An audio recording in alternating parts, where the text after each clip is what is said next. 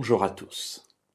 Nous avons commencé il y a 3 jours l'histoire de cette femme qui vient dans la maison de Simon le lépreux et qui répand du parfum de grand prix, environ le salaire d'un an de travail pour un ouvrier agricole, quand même. Donc elle répand ce parfum sur la tête de Jésus. Les disciples sont irrités contre cette femme pour ce gaspillage, et puis Jésus les interpelle sur leur motivation. Pourquoi faites-vous de la peine à cette femme ? Les pauvres, vous les avez toujours avec vous, mais moi, vous ne m'avez pas toujours. Et elle l'a compris, et c'est pour ça qu'elle a accepté de faire ce don extrêmement cher, parce qu'elle m'a ainsi honoré. Alors voyons la suite du récit. Jésus continue et dit, au verset 8 de ce chapitre 14 de l'Évangile selon Marc, « Elle a fait ce qu'elle a pu.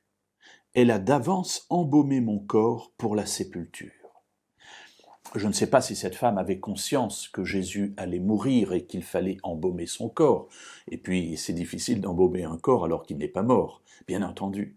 Jésus est ici en train de montrer que cet acte est en quelque sorte un acte prophétique. Cette femme est le vecteur de l'Esprit de Dieu pour annoncer une vérité qu'il n'a cessé de répéter, bientôt, je vais mourir. Et voilà que cette femme, avec ce nard de grand prix versé sur la tête de Jésus, est comme une personne qui préfigure la mort de Jésus. Mais ce qui m'intéresse aujourd'hui, c'est juste le début du verset 8. Elle a fait ce qu'elle a pu. Mes amis, dans nos rapports avec ce qui nous entoure, on peut toujours espérer qu'ils fassent plus.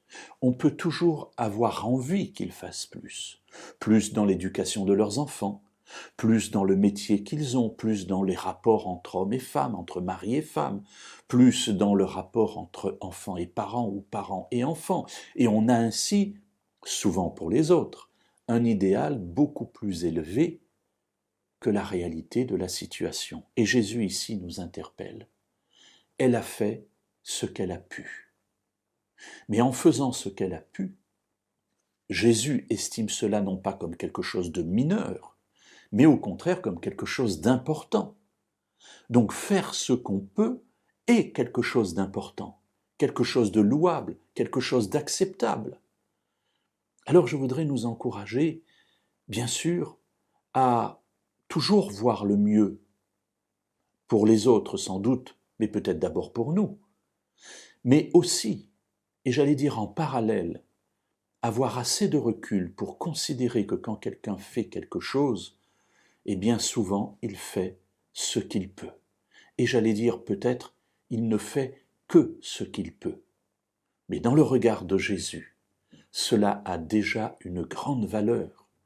Alors, quelle valeur cela a-t-il dans notre regard ?